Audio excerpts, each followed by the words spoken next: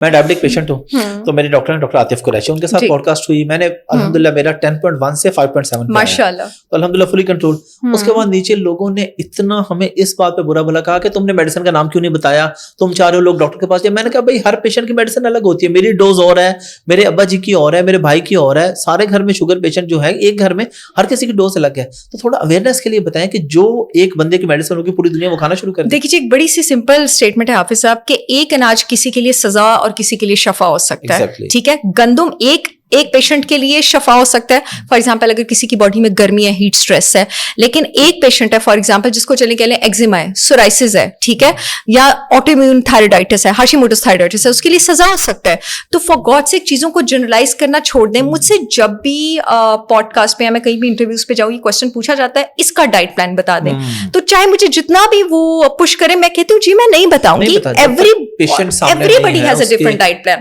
میں آپ کو ایک مزے کی بات بتاؤں, ہم ڈاکٹرز انیٹمی فزیولوجی کیمسٹری تو پڑھ لیتے ہیں, لیکن ہمارے پروفیسر جب ہمیں انیٹمی پڑھا رہے ہوتے ہیں وہ ہمیں بتاتے ہیں کہ دس از انیٹمی, لیکن پھر بھی ہر انسان کی انیٹمی ڈفرنٹ ہے, میری اور آپ کی ڈفرنٹ ہے.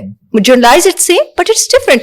تو ہر انسان کا ڈائٹ پلان بھی ڈفرنٹ ہوتا ہے, اور جب تک آپ ایک thorough case history, thorough description, اور یہ آپ کی جینس پہ بھی ڈیپینڈ کرتا ہے, پھر آپ کے انوائرمنٹل فیکٹرز پہ بھی ڈیپینڈ کرتا ہے, آپ کی باڈی کیسے اسٹریس پہ ایکسپوز رہی ہے, آپ کون سی دوائیاں لیتے رہے ہیں, آپ پہ کیا پروسیجرز ہوئے ہیں over the period of year, آپ کو الرجیز کون سی ڈیولپ ہوئی ہیں, یہ ہر چیز پہ ڈیپینڈ کرتا ہے. یو نو ڈاکٹر صاحبہ آپ کیونکہ فیمیل ڈاکٹر میرے سامنے بیٹھے ہیں تو میں چاہوں گا خواتین کے سوال آپ سے لاسٹ میں پوچھوں. اپنے آس پاس ہم سوسائٹی میں دیکھتے ہیں, اپنے ریلیٹیوز میں بھی ادھر ادھر ہم نے دیکھا آج کل ینگ ایج میں بھی لڑکیوں کی یوٹرس ریموو ہو جاتی ہے کچھ کیسز میں. جی بالکل. اور میں نے اپنے سامنے کچھ ایسے کیسز دیکھے ہیں کہ اس کے بعد میں نے ان کو سنبھلتے ہوئے اتنی جلدی دیکھا نہیں ہے.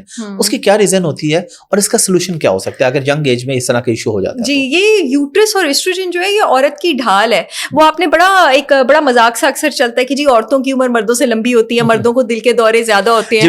تو جوکس کے علاوہ اصل بات یہ ہے کہ مردوں کو دل کے دورے اسی زیادہ ہوتے ہیں کہ عورتوں میں ایسٹروجن ان کو پروٹیکٹ کر کے رکھتا ہے. یہ ایسٹروجن ہارمون وہی ہارمون ہے جو عورت کی اسکن بھی سافٹ بناتا ہے, اس کے بال بھی گھنے رکھتا ہے, اس میں نسوانیت کا عنصر بھی لے کر آتا ہے, اس کی ہڈیوں کو بھی پروٹیکٹڈ رکھتا ہے, اس کے دل کی ہیلتھ کو بھی پروٹیکٹڈ رکھتا ہے. جب ہسٹریکٹمی ہوتی ہے نا اور یوٹرس نکل جاتا ہے آپ کے پاس, تو ظاہر ہے آپ کے پاس جو سیکس ہارمون لیول ہے فیمیل وہ ڈسٹرب ہو جاتے ہیں, آپ کے پاس ایسٹروجن نیچے چلا جاتا ہے. اب جب یہ تھوڑا غیر فطری ہوتا ہے, یعنی اگر کوئی بڑی جوان خاتون ہے 30 کی 35 کی 40 کی, ابھی ان کا ایسٹروجن نیچے نہیں جانا چاہیے تھا جب یہ ہوتا ہے, تو ایسٹروجن جب رخصت ہوتا ہے وہ اپنے ساتھ اپنے سارے فنکشنز بھی لے جاتا ہے. لیکن اس میں پریشان ہونے کی ضرورت نہیں ہے اگر آپ کچھ احتیاط کرتی ہیں تو. آپ کی احتیاط کیا ہونی چاہیے؟ آپ کی احتیاط یہ ہونی چاہیے کہ اب آپ اپنی ڈائٹ سے فائٹو ایسٹروجنس, میں نے آپ کو بتایا 2 ایسٹروجن ہوتے ہیں, ٹاکسک ایسٹروجن کو زینو کہا جاتا ہے, گڈ کو فائٹو کہا جاتا ہے. پلیز اپنی ڈائٹ میں فائٹو ایسٹروجن شامل کریں. فائٹو ایسٹروجن کس چیز میں؟ سب سے زیادہ کروسیفیرس ویجیٹیبل میں, کالی فلاور ہو گیا, کیبج ہو گیا, اسپینچ ہو گیا, بروکلی ہو گیا, رج کے کھائیں, انار ہو گیا, بیریز ہو گیا, ان سب میں آپ کے پاس فائٹو ایسٹروجن زیادہ ہوتے ہیں. جو فرمنٹڈ سوئے ہوتا ہے جیسے آپ کے پاس ٹوفو ہے, وہ ایک پرو بایوٹک بھی ہے, وہ گٹ ہیلتھ بھی اچھا کرتا ہے, وہ بہت بہترین فائٹو ایسٹروجن بھی ہے. آپ کے پاس جو فلیکس سیڈز اور پمپکن سیڈز ہیں وہ بڑے ہی بہترین قسم کے فائٹو ایسٹروجن ہیں. اور میں آپ کو بتا دوں جو عورت کا جسم ہے وہ یوٹرس کو نکلنا ایک ایمرجنسی سچویشن کریٹ کرتا ہے. جیسے جب عورت مینوپاز کی طرف جا رہی ہوتی ہے نا, اس کی ماہواری ختم ہو رہی ہوتی ہے, جسم اس کو ایک اسٹریس سچویشن مانتا ہے, ویسے ہی ہسٹریکٹمی کو بھی ایک اسٹریس سچویشن مانتا ہے. تو آپ اپنے اسٹریس ہارمون کا جتنا خیال رکھیں گی, اور اسٹریس ہارمون جس گلینڈ سے نکلتا ہے وہ گردے کے ٹاپ پہ ہوتا ہے, ایڈرینل گلینڈ, اس کا جتنا خیال رکھیں گے آپ ہسٹریکٹمی کو اتنا اچھا جھیل سکیں گی. اب ڈائٹ میں سے کیا چیز ہے جس سے آپ اپنے ایڈرینل گلینڈ کا اچھا خیال رکھ سکتی ہیں؟ اللہ تعالیٰ کے بنائے وہ ہربس, وہ کھانے جو آپ کے اسٹریس ہارمون لیول کو ریگولیٹ کرتے ہیں, ان کو اڈیپٹوجنس کہا جاتا ہے. جو مردوں کے لیے کنگ آف اڈیپٹوجن ہے وہ اشواگندھا اور شلاجیت ہے.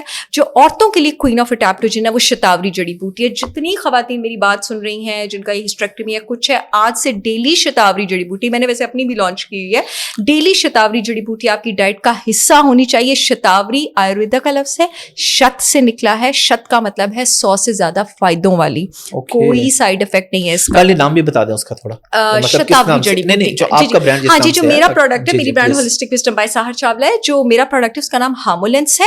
اس میں میں نے सिर्फ शतावरी नहीं डाला हुआ, उसमें मैंने और भी फाइटोएस्ट्रोजेंस डाले हैं, शतावरी, अश्वगंधा, अशोका, आंवला, अनारदाना. अभी मैंने आपको बताया अनार भी फाइटोएस्ट्रोजन है.